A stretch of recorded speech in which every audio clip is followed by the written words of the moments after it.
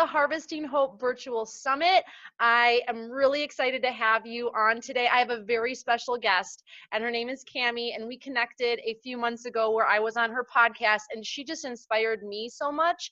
And I'm excited to have Cammie on because she is in the realm of being a connector, and she's a voice for women. She's inspiring, she's uplifting, she's a mover. And I'm so excited to have you on and share your knowledge with the listeners today. Cammie, thank you so much. Thank you so much, Hope. I'm honored to be here. And it's like we had so much fun on the interview together on my podcast. So I'm so happy to be on your program, on your summit, and really excited to just getting in the conversation with you.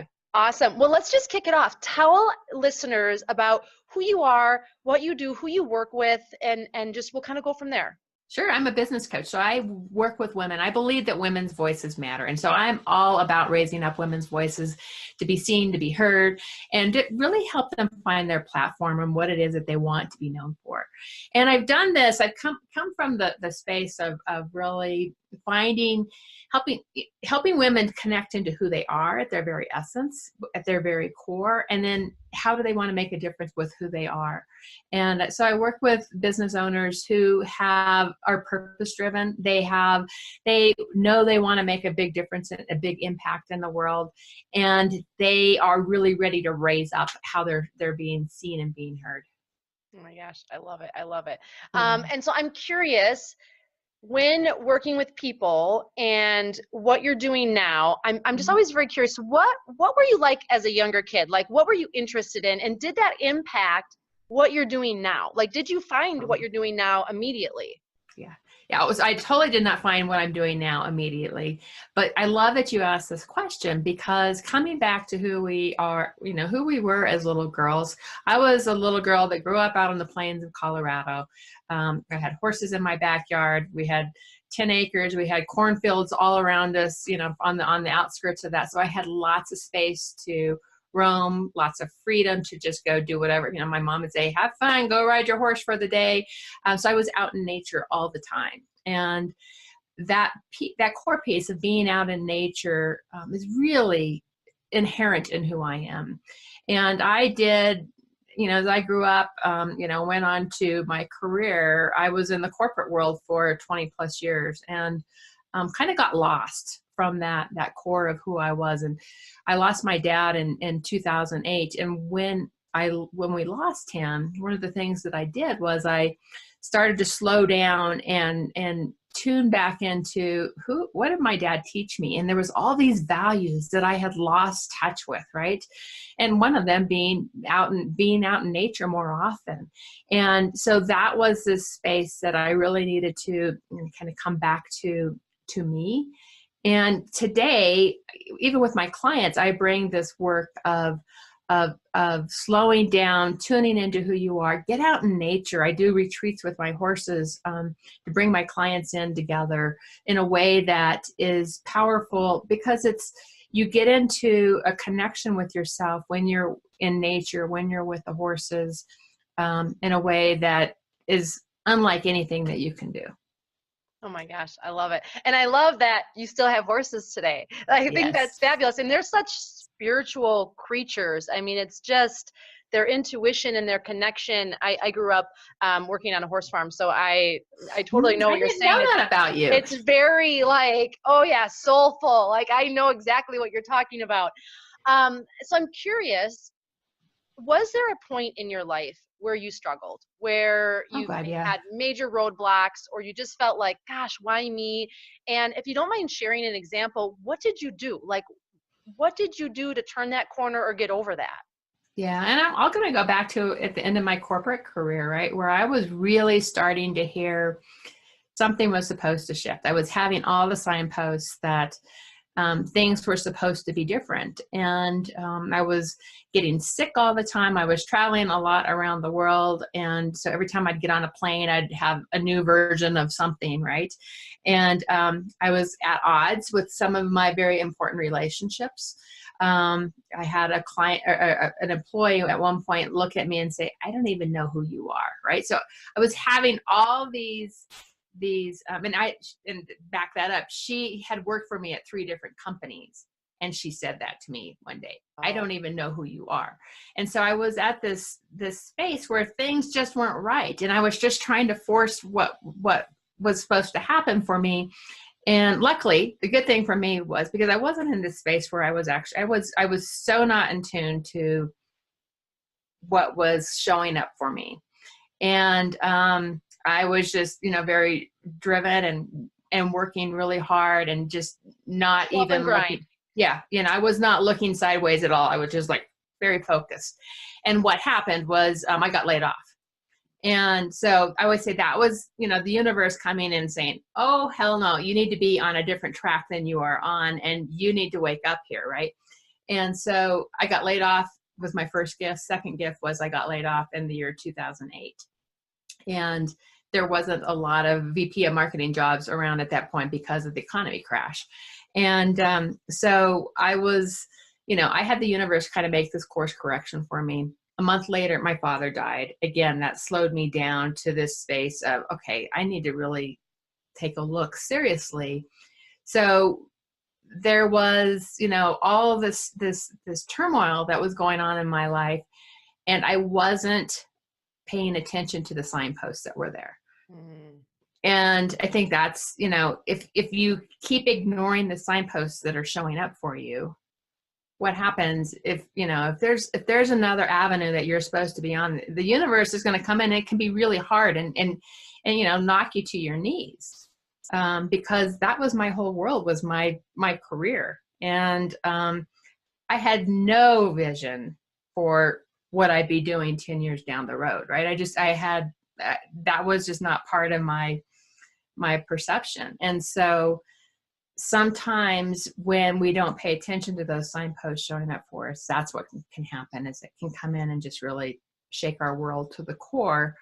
But there's gifts in that. And when we're getting that, when we are experiencing just all kinds of turmoil in our life, the best thing we can do is to stop and slow down and start to tune in and listen and pay attention to what is happening. And from that, the whole next evolution can really start to unfold. That's powerful. I think many people struggle with that, and they kind of go, poor me, instead of, wow, the universe is finally stepping in and saying enough is enough. Like, let me help you. Right. And let me make that decision for you so right. that you just change gears. So right. I'm curious then. So I follow a philosophy that you make small little changes, okay, mm-hmm. small little steps, one foot in front of the other, mm-hmm. and that leads to a long lasting permanent change. Right. And I know sometimes in life you just got to take the leap, but right. for a lot of people, it is that one foot in front of the other. So what advice do you have for people in doing that? Do you follow that? Do you have some tidbits to give people in those regards? Yeah, I mean, it's much easier, much easier is if you start paying attention, you have daily practices where you even notice. I think the thing for me back in those corporate days is I wasn't even noticing, right? Today, I can tell you that I make space for myself on a daily basis. I make space to stop and tune in, to pay attention to what messages are coming to me, through my body, through my mind, through my heart, through all these different ways of tuning in. So making space for myself so that I actually hear the signposts that are showing up on a much more frequent basis, so you can course correct and make shifts and make adjustments. You can pay attention to what's showing up on any given day, what feels light, what feels heavy. And I think that's some of my favorite ways to tune in. Does this feel like something that, somebody asked me if I wanted to host a retreat at their center just recently. And I'm like, does this feel light or does this feel heavy? And I'm like, right now, in the midst of everything else, it feels heavy. And so it was an easy choice for me to say, no, thank you. I'm going, I'm putting my focus over here. So learning those kinds of practices. And I know you do such beautiful body work and helping people tune into what messages are coming, through our listening to our bodies, right? I think that's where we can start to make much more simple.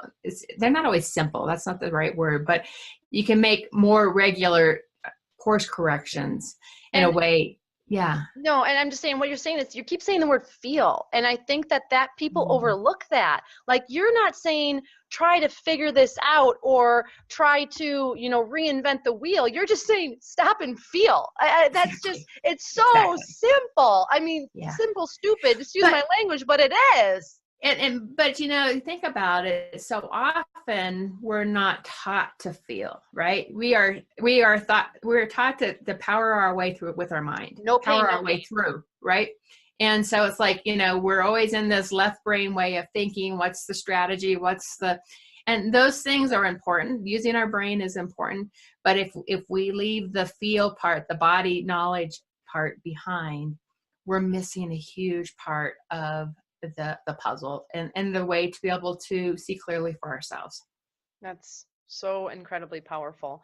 What is your daily self-care regimen like? Because obviously you're guiding women on a daily basis to Mhm. make good choices in their business and in their life. But what do you do as a person to keep yourself kind of whole and focused and being able to assist other people? Yeah. And I'd love to be able to say that I have the same routine every day. And I actually strive for that.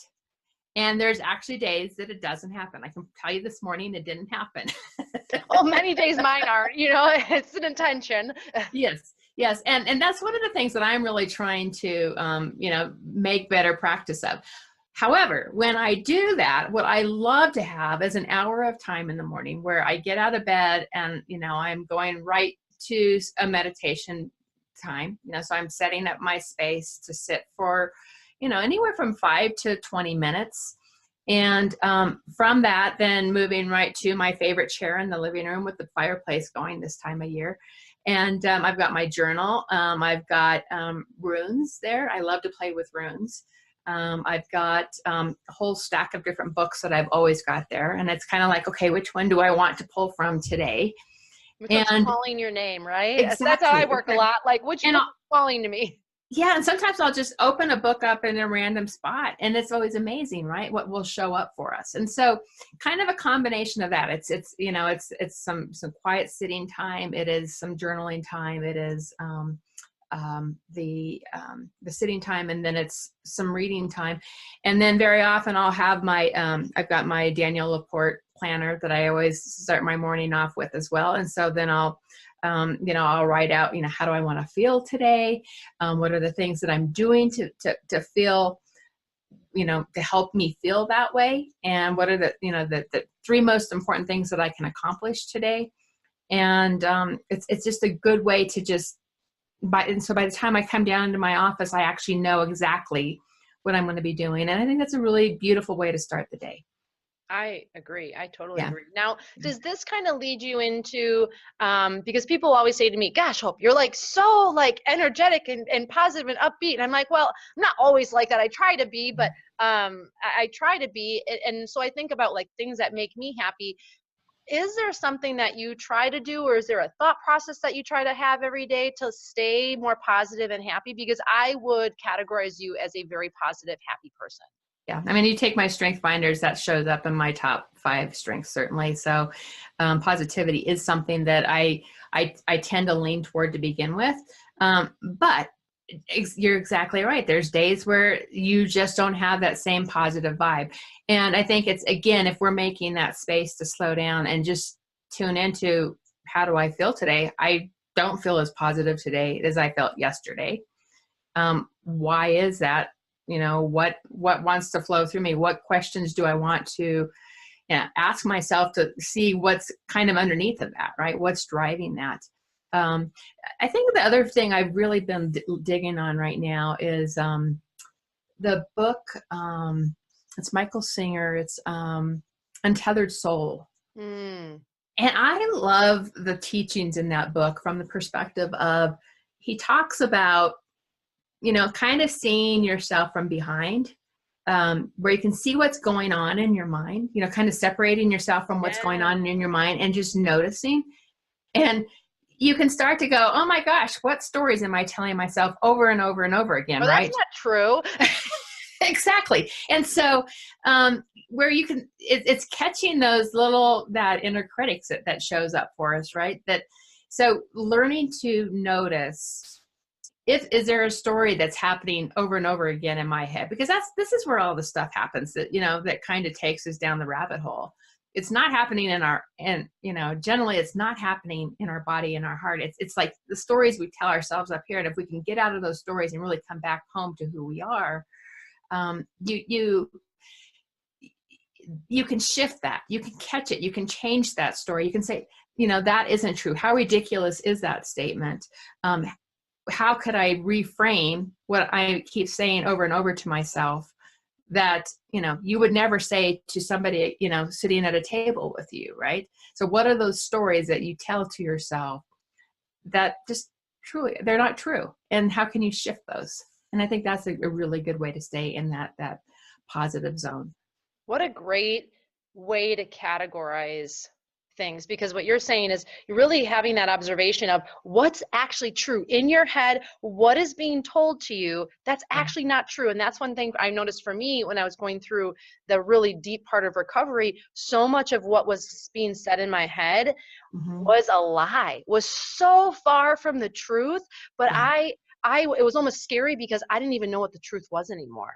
And what is your maybe advice for somebody? Because I think that can happen even in the business world. You have been defeated so many times, you don't even know your potential anymore. What do you have to say to somebody that feels like, that's not me though, that's not true for me, because they don't know what the truth is? Yeah. Well, and I think that as entrepreneurs, so here we are, you and I are entrepreneurs. I work with a whole, wonderful entrepreneurs. And on my podcast, I get to interview CEO women who have been, very successful in their career. And they are showing up, every day. And when I ask them this question, and this is a question I often bring to the podcast, is, what's the number one thing that you need to work on as a CEO on a daily basis? They say, my mindset. And it's like our mindset, it's I don't know. I have no idea why this is. It's like, it's the not enoughism syndromes. It's the, that's, it's exactly. And so top level CEOs running multi-million-dollar businesses across the world are saying mindset is something that I have to focus on a daily basis, right? I have to really focus on, notice when these stories start to happen in my head and I need to shift them. And so it'd be ridiculous for any of us to think that doesn't show up for us. And when we start to step into doing new things, bigger stages, more people, all the different things that we need to do when we start to put our voice out into the world, that message that might be going on in our head can keep us playing really small, right? So we can go into our little secluded space and feel safe with our little, the space that we've created, that it's safe. But if we want to step outside of that, then it feels scary. And so we let those stories stop us from doing that. And that's the part that, I like. It's like, let's break through that. And I think, mindset is one of the most important things we can do as entrepreneurs, as women stepping up into what it is they want to be known for. Knowing that those stories will show up, knowing the fear is going to show up, and then how do we step into it anyway? I think, and normally I ask people if they have a coach. I think I'm provoked to ask you, this is the value of having a coach or having a guide or having a mentor, someone that is here if you can't get there on your own, right? And to say, hey, look, you're kind of self-sabotaging right now, or try this instead. Could you shed a little bit more light on that? Because I feel like people, and I know you're a business coach, but there are so many different types of coaches. Yeah. The value in having a coach. Could you touch on that a little bit? Well, and I'm just going to tell a story from my own story, going back to several years ago. I was working with one of my coaches and mentors, and I was thinking about, one, starting my podcast, and two, I was starting a series of events called Extraordinary Women Connect. So my podcast is Extraordinary Women Radio. My events are Extraordinary Women Connect. And so this was those events will be 5 years old coming up this year in May. And so I was kind of dancing on the fence of, well, what if I host this event and nobody shows up? I've had that fear. Right. And so she looked at me and she's like, would you just go do this event already? Go do it and stop talking about it. So it was kind of the kick in the pants that said, just go do it. And, so there's that's one way that a coach can really help us, is just give us the boot and say, just go do this, because you're playing small here. And this is a silly conversation. And, so, that's one way. And I think the other way coaches can really help is by helping us really know what our reason, our purpose for being is. And when we know that purpose, when we start setting really bigger goals, we go bigger with our goals, they can help us stretch that, right? Go even bigger. Mm-hmm. Or, help us see things that we may not even see for ourselves. I think that's some of the beauty that, coaches can help us really be much more expansive in how we show up. And then also give us the boot when we need it, saying, get out there and do it. Agreed. And it's someone to be your cheerleader. That's one thing. When I took on a therapist many years ago, but then had coaches, and I never had a coach. I was like, oh, it must be nice to afford one. And then finally I decided I was worth that money. Yeah. And for someone to be cheering in your corner, not just because they paid you money, because most coaches I know won't work with someone if they don't feel like it's a fit. Right.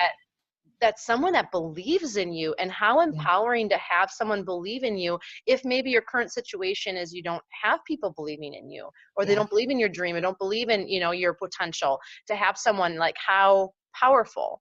Yeah. I'm curious so in talking about coaches and talking about mentors, so what does living your best life mean to you though, Cami? Like what, and it doesn't even have to be like helping your clients, but what does living your best life mean to you? That's such a great question. And I think that when we feel vibrant inside, when we feel alive and excited about what we're doing, when we have a passion, when we're stretching and we're growing, because when we're not growing, we're in a kind of a stagnant space, right? We don't get that energy, that vibration that comes through us when we are expanding. So I think it's expansive. I think it's growing. I think it's feeling this just amplified energy within us. Wow. I love it. Now, does this kind of play into, and we kind of talked a little bit about this with coaches, but what do you say to people when they're afraid to invest in themselves? And I think that investing in yourself plays into living your best life, but could you kind of touch on that a little bit? Like, if someone's afraid, maybe there's something in front of them and they have to make that investment, like, why should they, or what can you say to them to help them get over that hump, that they can do that? Like, they're worth that. Yeah. And first of all, I'm going to say, I get it, right? I have been on that where I signed the contract and went, holy crap, what did I just do? Right. Mm-hmm. And what I know when I have done that is that it takes, it takes my career, it takes what I can put out, who I can impact in the world out, and expands it. Right. So yes, it can be scary to make that commitment to ourselves, because we as women, we have this, oh yes. And, we invest our time, there's everybody else is a priority. Right. But when you invest in yourself, what you are doing is you're expanding how you can make an impact in the world. You are expanding the reach. You're expanding how, the number of people that can actually find you, that can get your work that you're putting out into the world. And it also can really help you be aligned to what it is, the message, the purpose, what it is you're meant to be putting out into the world. I mean, I do believe that every single one of us has a reason for being on this earth, that we have gifts and talents and passions that are meant to make a difference in somebody else's life. And if we don't step into that, what happens is people can't find us, and we don't serve those people who are waiting to contact, to be in touch with us, right? We can't show up for them if they can't find us. You said something, so it's they can't find you. You talked about having expanding your reach, actually being able to touch people. And I Right. think sometimes we get so stuck in, if I make an investment myself, we see the money, we see now we're in debt, we see now we have to work really hard to do all these things. Like every single thing that you touched on was the exact opposite end of that. Like, look at all of the amazing things that you will be able to get out of this, give Right. out from this, and receive back in return. Right. What amount of money can you put on that? I'm not saying you have to Right. go out and spend $1 million on yourself, but hey, you're worth $100, right? I mean, Yeah. come on. Yeah. No, absolutely. And I think it's that. And the more you start to not grasp, and there's whole, I love to listen to money mindset coaches, and that's not me, but when I've heard the money mindset people really get into it, it's like there's a grasping energy to hanging on to the dollars, right? And Mm-hmm.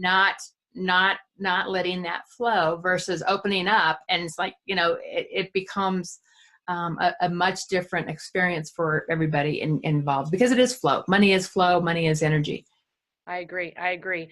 Do you have a daily affirmation or mantra or something that you say to yourself? Do you have a quote that you find yourself going back to lately that you wouldn't mind sharing with people? Well, it's funny. It's not it's not necessarily a quote, but it's been a theme that I've been playing with for a while. And so I'm going to go back to an Eagles song. It's a peaceful, easy feeling. And because that's the kind of energy that I want to be in. I want to be in peaceful, easy energy on a daily. I want that flow, and I want expansion with that, but I want to be in flow. I don't want to be in I don't believe in hustle. I think, it's like you hear that go hustle, hustle, hustle to make stuff happen. Yes, I have to work hard. We all have to work hard to what we're doing. But you can do that in a peaceful, easy way. And that is a frame of being that I really like. It's kind of like being in harmony with what you're doing and knowing that it's good work. Yes, you might be working, but then it never feels like work because it's with your gifts and talents. You talked about that in the beginning, Yeah. about just like we all have gifts and talents that we're put on this earth to give. And Yeah. sometimes when you're hustling and grinding, you kind of have to step back and go, is this even something I should be doing if Yeah. I have to push that hard? Right. And there's a And if time you to have take to a push breath. that, yeah, and if you have to push that hard, chances are you're pushing up the wrong string, right? And that's a space for you to step back and go, okay, what is supposed to be flowing from me? And starting to listen and be open to. When I rebranded several years ago, I went through this whole, it's like I was doing this type of coaching, but I kept being pushed into a different direction. And the more I pushed this way, the more I kept going this way. And so I actually did a whole lot of soulful work. I was like playing with the eclipse. I was, I was doing all these rituals, and it's like, what's the essence of my brand supposed to be right now? And from that came this very strong knowing, oh my gosh, this is why this isn't working over here. This is where I'm supposed to be. So it was just step back and really tune into that. That's so powerful. And even if you don't own a business, we, in a sense, kind of have a brand as a person, as a Oh, human. totally. Totally. And I think a lot of people forget that. Like, what is your brand as a human being, as being a good person on this earth? You can Right. work for another company. You can just be a stay-at-home mom or a stay-at-home dad, but you have a brand about you. And do you know what that is? I always tell my kids, we're all born with a purpose and a passion, and it's part of my job as your parent to help you discover That's that, awesome. and realize that when you get older, it's not about finding a job. It's about being able to express what you're really good at and bring that to the world. If there's not a job, we'll make one for it. And that's such a backwards thinking, because when people graduate high school, it's, well, what am I going to be when I grow up? And we should be asking kids, what do you love and what are you good at, and what comes natural to you? Yeah. And I just love the work that you're doing, because you're helping women do just that. Like, they have a gift and talent that they want to be able to share or refine or bring it to the next level. And you're essentially reminding them, you're that little voice. I love this, the perspective from behind, that really encourage them to do that. And we all need that cheerleader in our life. Yeah, we do. And I think the more we can tune into, and I went back to your point, whether, no matter where you are, you have a brand, whether you're in the corporate world, and you think about how often people you've heard people say, this is how people know me at work, and this is how people know me personally, right? You're the same person. So just be you. Discover that brand of who you are, starting with the essence, your strengths, your passions, your values, and let that flow up through you, and just show up as you. It will be so much easier. And liberating and relieving, Yes, and all of that. Yeah. Any last words for the listeners today, Cami? Oh, I just say follow, really do the work to know what it is you're meant to be doing in the world, know what your purpose is, and then start to go out and put your word out into that space. Go out to make your impact. And when you think that you're going big, I'd say take it a little bit bigger. Make that stretch a little bit more, so that you're showing up in bigger ways, and more people can actually start to experience the gifts of who you are and how you show up in the world. I love it. How can we find out more about you? How can listeners find you? Okay, so my website is easy. It's camiguildner.com, KamiGuildner.com. I'm on all the social platforms as well, so just Cami Guildner on those as well. And my podcast is Extraordinary Women Radio. So go take a listen to that. You can hear Hope's interview. You can just search in the search box and listen to Hope's interview. It was a really good interview. Awesome. I'm so honored that you took the time to be on here today. For the listeners that tuned in, know that everything happens for a reason. You tuned into this interview today. You found it in your inbox, or you just joined today, whatever it is, but this was meant for you. These were words of wisdom for you. And just remember that harvesting hope is not just about harvesting hope today and then tomorrow, oh well, but remembering that there's always hope for you, that no matter how hard life gets, there's always hope. If you're alive, if you're breathing, if you're in existence, there's purpose for you. And so please do not forget that. Thank you so much for tuning in. Until we see you again on Harvesting Hope Summit, have a wonderful day. Thank you again, Cami. Thank you, Hope. I appreciate it. Bye. Bye.